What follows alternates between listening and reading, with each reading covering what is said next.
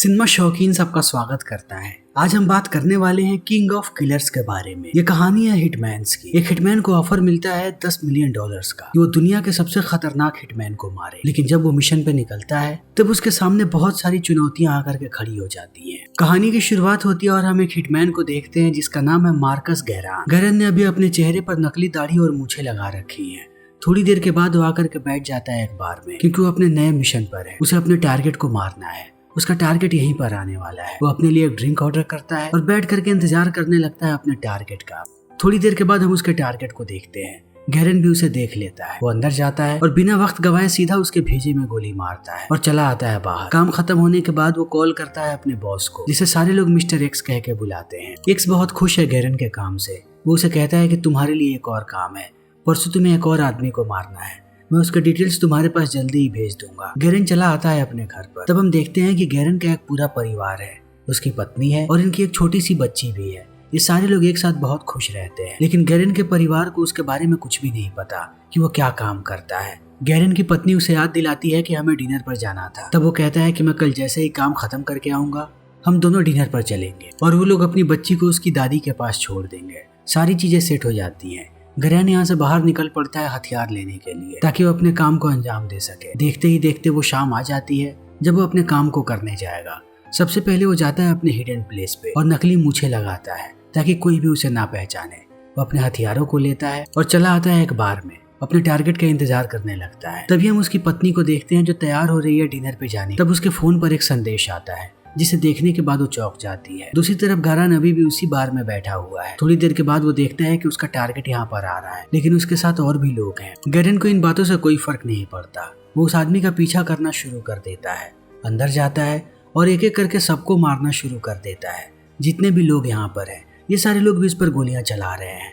Garand छुपता है और निकल करके फिर से मारता है। ये गोलीबारी बहुत देर तक होती रहती है, लेकिन अंत में वो सबका खात्मा कर देता है। लेकिन सबको मारने के बाद वो जैसे ही दरवाजे के पास आता है देखता है कि उसकी पत्नी बाहर ही खड़ी थी, जिसे बहुत सारी गोलियां लग चुकी हैं। तब हमें पता लगता है कि किसी ने मैसेज किया था उसकी पत्नी को, वो भी उसके नंबर से, और यहाँ का एड्रेस दिया था। वो यहाँ पर आई और उसकी मौत हो गई। अब समय ऐसे ही बीतने लगता है। देखते ही देखते 1 साल का वक्त बीत चुका है। हम फिर से गैरान को देखते हैं। गैरन ने अब अपना पुराना काम छोड़ दिया है। वो हिटमैन का काम नहीं करता। फिर भी वो उस आदमी की तलाश में है जिसने उसकी पत्नी को मारा। तभी रोमन नाम के एक आदमी का संदेश आता है गैरन के पास। रोमन उसे एक ऑफर देना चाहता है। रोमन चाहता है कि वो किंग ऑफ किलर्स को मारे, जो दुनिया का सबसे बड़ा हिटमैन है। अगर गैरन ने उसे मार दिया तब बदले में उसे $10 मिलियन मिलेंगे। ये रकम बहुत ही बड़ी है। इसे सुनने के बाद अब कहीं ना कहीं गैरन भी सोच में पड़ जाता है। लेकिन थोड़ी देर के बाद वो ना कह देता है रोमन को और वापस आने लगता है अपने घर पर। तब हम गैरन की माँ को देखते हैं जो बहुत परेशान रहने लगी है, क्योंकि गैरन परेशान रहता है। वो कहती है कि जब से तुम्हारी पत्नी की मौत हुई है तुम बिल्कुल ही बदल गए हो। तुम दिन भर उदास रहते हो और इसका असर तुम्हारी बच्ची पर पड़ रहा है। वो भी उदास रहने लगी है। वो तुम्हारे पास आना चाहती है। वो चाहती है कि पहले की तरह तुम उसके साथ समय बिताओ, लेकिन तुम उसे बिल्कुल भी समय नहीं देते। वो ज्यादातर समय मेरे पास ही होती है। तुम अभी भी जवान हो। तुम्हारे सामने तुम्हारी पूरी जिंदगी पड़ी हुई है। एक बार फिर से अपनी जिंदगी को अच्छे तरीके से जीना शुरू करो। अभी भी कुछ नहीं बिगड़ा। गैरन भी इस बारे में सोचना शुरू कर देता है। थोड़े समय के बाद हम देखते हैं कि उसकी बेटी का बर्थडे है। गैरन की माँ बहुत ही अच्छी पार्टी देती है। ये सारे लोग बहुत ही खुश हैं।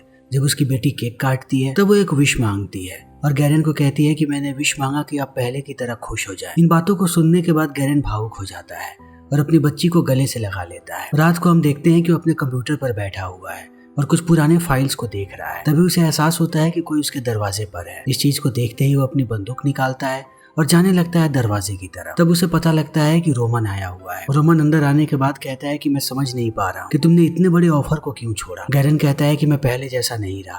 अब मैं वो इंसान नहीं हूँ। जब से मेरी पत्नी की मौत हुई है तब से मैंने निश्चय किया है कि अब मैं लोगों को नहीं मारूंगा। मैं सिर्फ उस शख्स को मारूंगा जिसने मेरी पत्नी को मारा है, उसके अलावा किसी को भी नहीं। रोमन कहता है कि मैं तुम्हारी बात को समझ सकता हूँ। इतना कहते ही वो अपना कार्ड देता है और कहता है कि मैं टोक्यो जा रहा हूँ कुछ दिनों के लिए। अगर तुम्हारा मन बदल जाए तो बेझिझक मुझे कॉल करना। इतना कहने के बाद रोमन यहाँ से निकल जाता है और गैरन आकर के बैठ जाता है अपनी कुर्सी पर। तभी उसकी माँ उसे कॉल करती है और बताती है कि उसकी बेटी की हालत बहुत खराब है। उसने उसे हॉस्पिटलाइज करवाया है। गैरन भागते हुए पहुंचता है हॉस्पिटल।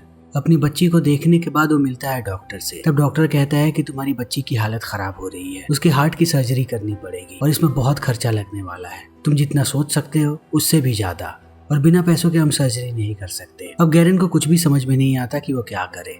तब उसे याद आता है रोमन का ऑफर। वो तुरंत रोमन को कॉल करता है और कहता है कि मैं इस काम को करने के लिए तैयार हूँ। तब रोमन कहता है कि 2 दिन में आ जाओ टोक्यो, मैं तुम्हें सारी जानकारियां यहीं पर दूंगा। गैरेन भी मान जाता है, लेकिन मिशन पे जाने से पहले वो मिलता है अपने बॉस से यानी मिस्टर एक्स से और एक्स को पूरी बात बताता है कि मुझे $10 मिलियन का ऑफर आया है, लेकिन मुझे मारना है किंग ऑफ किलर्स को। उसका नाम सुनने के बाद मिस्टर एक्स रुक जाता है और कहता है कि तुम्हें पता है कि वो आदमी कितना खतरनाक है। मैं तुम्हें कभी भी सलाह नहीं दूंगा कि तुम इस मिशन पर जाओ। इस मिशन पर जाना यानी मौत को दावत देना है। अभी भी मौका है, रोमन को ना कह दो। गैरेन कहता है मेरे पास दूसरा कोई भी रास्ता नहीं है, मेरी बच्ची बीमार है, उसके इलाज के लिए मुझे पैसे चाहिए। इन बातों को सुनने के बाद एक्स कहता है मेरे पास मेरी कुछ सेविंग पड़ी है, अगर तुम चाहो तो मैं तुम्हें वो दे सकता हूँ। गैरेन कहता है कि नहीं, आपके पास भी आपका परिवार है, मैं चाहता हूँ कि उन पैसों को आप अपने पास रखो। मैं टोक्यो जा रहा हूँ उसे मारने के लिए। इतना कहने के बाद वो चला आता है टोक्यो आते ही उसकी मुलाकात होती है रोमन से। तब रोमन उसे लेकर के आता है एक सीक्रेट जगह पर। जैसे ही गैरेन अंदर दाखिल होता है वो देखता है कि इस कमरे में सारे हिटमैन्स भरे पड़े हैं।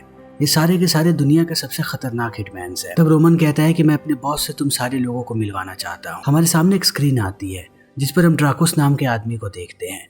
वो इन सारे लोगों को कहता है कि तुम सबको इसलिए बुलाया गया है ताकि तुम लोग किंग ऑफ किलर्स को मार सको। और मैं तुम लोग को एक और बात बताना चाहता हूँ कि किंग ऑफ किलर्स कोई और नहीं बल्कि मैं हूँ। पूरी दुनिया में मेरी वाहवाही होती है कि मैं सबसे बेहतर हूँ, लेकिन कभी कभी मुझे अपने आप पर शक होता है। इसी शक को मिटाने के लिए मैंने इस कंपटीशन को रखा है। तुम सारे लोग मुझे मारने आओगे और मैं तुम सारे लोगों के पीछे रहूंगा। जो अंत में जिंदा बचेगा $10 मिलियन उसके होंगे और उसे किंग ऑफ किलर्स की पद्धति भी मिलेगी। तो जल्दी ही इस गेम की शुरुआत होने वाली है, लेकिन विजेता सिर्फ एक हो सकता है। अब सबकी लड़ाई एक दूसरे से है। इतना कहने के बाद वो स्क्रीन को बंद कर देता है। तब हम अंदर बैठे सारे लोगों में से एक हिटमैन को देखते हैं जो एक स्नाइपर है। वो कहता है कि ये सब कुछ बस पागलपन है और मैं इस पागलपन का हिस्सा नहीं बन सकता। इतना कहने के बाद वो जैसे ही दरवाजे तक पहुंचता है कोई उसे गोली मार देता है। तब ये सारे लोग समझ जाते हैं कि ये लोग अब फंस चुके हैं। ये लोग चाह करके भी यहाँ से भाग नहीं सकते। अगर इन लोगों ने भागने की कोशिश की तब इनकी मौत पक्की है। ये सारे लोग स्नाइपर्स के निशाने पर हैं और इस पूरे जगह को बंद कर दिया गया है। अब इन्हें लड़ना ही पड़ेगा। थोड़ी देर के बाद एक और अनाउंसमेंट करता है रोमन और कहता है कि ड्राकोस तुम सारे लोगों से बात करना चाहता है। ड्राकोस कहता है कि अपने मन पसंदीदा हथियार को चुनो। यहाँ पर दुनिया के सबसे खतरनाक हथियार पड़े हैं, तुम्हें जो चाहिए तुम वो ले सकते हो। सब अपने अपने लिए हथियार उठाने लगते हैं। जब सब अपने हथियारों को ले लेते हैं तब ड्रैकोस कहता है कि रोमन के पास बहुत सारे कोइंस पड़े हुए हैं, एक एक करके कोइंस को उठाना शुरू करो। जिसके पास सबसे छोटा कोइन होगा वो 1 to 1 आकर के लड़ेगा मुझसे। सारे लोग कोइंस को निकालने लगते हैं। सबसे छोटा कोइन आता है गैरेन के हाथ में। अब तैयार होने लगता है गैरेन जाने के लिए। तभी इवानको नाम का आदमी छीन लेता है उससे कोइन। इवानको रशियन इंटेलिजेंस फोर्सेस में हुआ करता था। वो कहता है कि मैं मारूंगा ड्रैकोस को। इतना कहने के बाद वो चल पड़ता है अंदर। दूसरी तरफ ड्रैकोस भी तैयार हो रहा है इवानको को मारने के लिए और बाकी सारे लोग स्क्रीन पे देख सकते हैं कि ये दोनों क्या कर रहे हैं। धीरे धीरे करके इवानको अंदर जा रहा है ड्रैकोस को ढूंढने के लिए। थोड़ी देर के बाद ड्रैकोस उसके सामने आ जाता है। ये दोनों लड़ना शुरू कर देते हैं। अब चारों तरफ से ये लोग गोलियां चला रहे हैं एक दूसरे पर, लेकिन ड्रैकोस का निशाना बहुत पक्का है। वो बार बार इसके ऊपर हावी होने लगता है। थोड़ी देर के बाद हमें पता लगता है कि ड्रैकोस ने चारों तरफ जाल बिछा करके रखा है। जब भी उसे लगता है कि वो कमजोर पड़ रहा है तब वो उन सारी चीजों का इस्तेमाल करता है।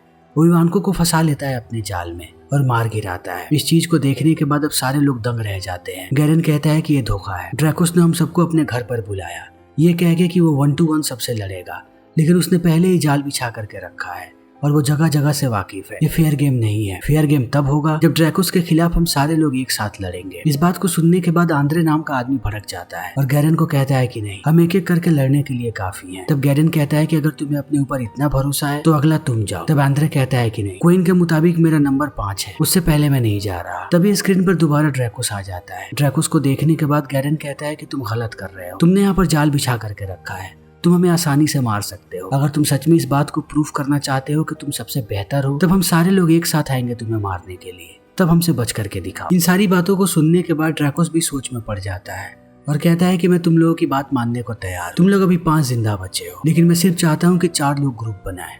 एक जो आखिरी बचा है उसे मुझसे आकर के अकेला लड़ना पड़ेगा। इन बातों को सुनने के बाद आंद्रे हमला कर देता है गैरेन पे, क्योंकि वो अकेला नहीं जाना चाहता। इन दोनों के बीच लड़ाई होने लगती है।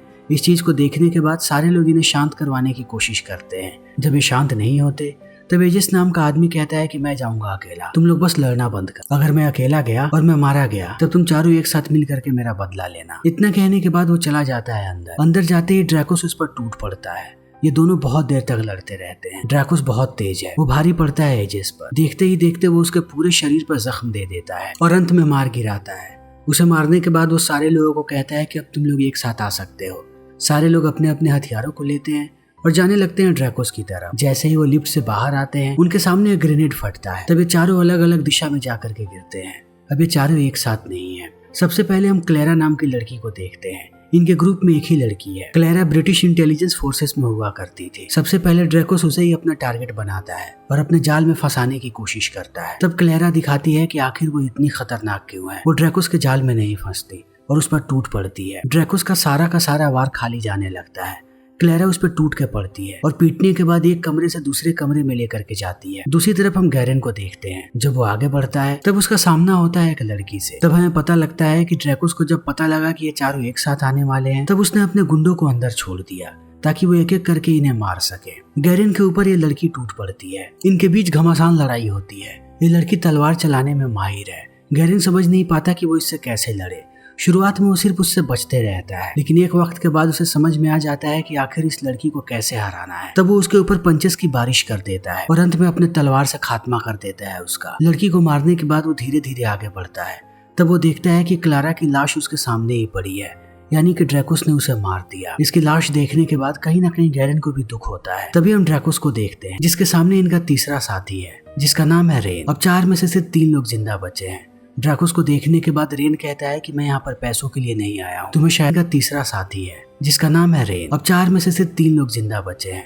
ड्रैकोस को देखने के बाद रेन कहता है कि मैं यहाँ पर पैसों के लिए नहीं आया हूँ, तुम्हें शायद याद नहीं होगा लेकिन तुमने मेरे पिता को मारा था। अब मैं अपने पिता का बदला लेने आया हूँ। मैं तुम्हें उतनी ही खतरनाक मौत दूंगा। इतना कहने के बाद वो टूट पड़ता है ड्रैकोस पर। रेन बहुत ही गुस्से में है। उसके गुस्से के सामने ड्रैकोस नहीं टिक पाता। रेन उसे बार बार पीटते रहता है। ड्रैकोस बार बार नीचे गिरता है। थोड़ी देर के बाद ड्रैकोस अपना दिमाग लगाता है। जैसे ही रेन उस पर हमला करने आता है वो अपने तलवार को घुसा देता है उसके पेट में। तब रेन की भी मौत हो जाती है। दूसरी तरफ हम गैरेन को देखते हैं जो आगे बढ़ रहा है। तभी आंद्रे उस पर हमला कर देता है। आंद्रे चाहता है कि वो सारे पैसे उसके हो जाए। आंद्रे को लगता है कि अगर वो मार देगा ड्रैकोस को फिर भी सारे पैसे उसके नहीं होंगे।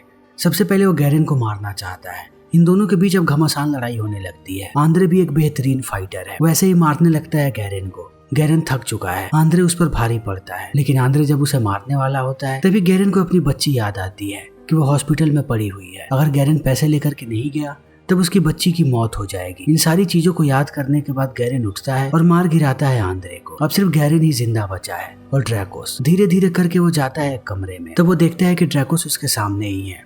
ड्रैकोस कहता है कि मुझे तुम्हारी पूरी स्टोरी पता है। तुम पहले यूएस मिलिट्री फोर्सेस में हुआ करते थे। जब तुम वहाँ से निकले तब तुम हिटमैन बन गए, लेकिन तुम्हारी एक ही शर्त होती थी कि तुम कभी भी अच्छे लोगों को नहीं मारोगे, तुम सिर्फ बुरे लोगों को मारोगे। इसीलिए मैं तुम्हारा फैन। लेकिन मुझे एक बात समझ में नहीं आई कि जब तुम्हें पहला ऑफर मिला $10 मिलियन का तब तुमने एक्सेप्ट क्यों नहीं किया, और थोड़े दिनों के बाद तुम अपने आप यहाँ पर कैसे आ गए। तब गैरेन कहता है क्योंकि मेरी बच्ची बीमार है और मुझे उसके इलाज के लिए पैसे चाहिए और उन पैसों के लिए मैं कुछ भी कर सकता हूँ। इतने कहने के बाद गैरेन ड्रैकोस को कहता है कि क्यों ना हम एक अच्छी फाइट करें बिना किसी हथियार के, ताकि हमें पता लग सके कि हम कितना खतरनाक हैं। ड्रैकोस भी मान जाता है, लेकिन जैसे ही गैरेन अपने हथियारों को नीचे रखता है ड्रैकोस बंदूक उठा करके गोलियां चलाना शुरू कर देता है। तब गैरेन चला जाता है एक टेबल के पीछे और छुप जाता है। थोड़ी देर के बाद वो देखता है कि यहाँ पर बहुत सारे हथियार हैं। वो हथियारों को लेता है और गोलियां चलाना शुरू कर देता है ड्रैकोस पर। बहुत देर तक यहाँ पर गोलीबारी होती रहती है। तब ड्रैकोस एक और चाल चलता है और पूरे कमरे में अंधेरा कर देता है। गैरेन को समझ में नहीं आता कि ड्रैकोस कहाँ पर है। वो चारों तरफ उसे ढूंढते रहता है। तब ड्रैकोस आता है उसके पास और ये दोनों लड़ना शुरू कर देते हैं। इस बार इन दोनों के पास ही हथियार नहीं है। ये दोनों ऐसे ही लड़ते रहते हैं। पहले ड्रैकोस घायल कर देता है गैरेन को, लेकिन गैरेन इतनी आसानी से हार नहीं मानेगा। जब वो ड्रैकोस को मारना शुरू करता है तब ड्रैकोस को बहुत ही बुरी तरीके से जख्मी कर देता है और अंत में जाता है उसका खात्मा करने के लिए। मगर वो उसे मारता उससे पहले रोमन आकर के बंदूक तान देता है गैरेन पर। तब ड्रैकोस उसे रोकता है और कहता है कि मुझे इस बात को एक्सेप्ट करना ही पड़ेगा कि गैरेन मुझसे बेहतर है। इतना कहने के बाद वो एक बॉक्स लाने के लिए कहता है। गैरेन को कहता है कि इस बॉक्स के अंदर बैंक के डिटेल्स हैं जहाँ तुम्हें $10 मिलियन मिल जाएंगे। फिर ड्रैकोस पूरी कहानी बताता है कि इस टूर्नामेंट को मैंने इसलिए ऑर्गेनाइज किया था ताकि मैं एक बेहतरीन फाइटर की तलाश कर सकूं। मैं कभी भी इस बात को प्रूफ नहीं करना चाहता था कि मैं सबसे बेहतर हूं, बल्कि मैं ये जानना चाहता था कि और बेहतरीन कौन है जो मेरे साथ खड़ा हो सकता है, जो मेरा दोस्त बन सकता है। ग्लोबल असैसिनेशन करके एक ग्रुप है जो जल्दी ही पूरे सरकार को ध्वस्त करने वाले हैं। मैं चाहता हूँ कि तुम मुझसे हाथ मिलाओ और हम दोनों अपने पूरे गिरोह के साथ मिल करके उनका खात्मा करें। गैरेन कहता है कि मेरी कोई रुचि नहीं है तुमसे हाथ मिलाने, मैं यहाँ पर सिर्फ अपनी बच्ची के लिए आया था और उसके अलावा मुझे कुछ भी नहीं चाहिए। इतना कहने के बाद वो बॉक्स को लेता है और यहाँ से निकल जाता है। फिर समय ऐसे ही बीतने लगता है और हमारे सामने आता है 6 महीने बाद का दृश्य। हम गैरन को देखते हैं जो अपनी बच्ची के साथ खाना खा रहा है। ये दोनों एक साथ बहुत खुश हैं। गैरन इस बात से खुश है कि उसने अपनी बच्ची की जान बचा ली। तभी उसका फोन बजता है। उसके फोन पर ड्रैकोस ने एक वीडियो भेजी है। जैसे ही गैरन वीडियो को प्ले करता है वो अपनी पत्नी को देखता है जब उसे गोली मारा गया था। वो देखता है कि उसकी पत्नी को गोली मारने वाला कोई और नहीं बल्कि मिस्टर एक्स था। इस चीज को देखने के बाद वो पागल होने लगता है। वो जानता है कि ड्रैकोस अगल बगल में ही है। वो अपनी बच्ची को कहता है कि वो जाकर के दूसरी सीट पर बैठे। वो चली जाती है।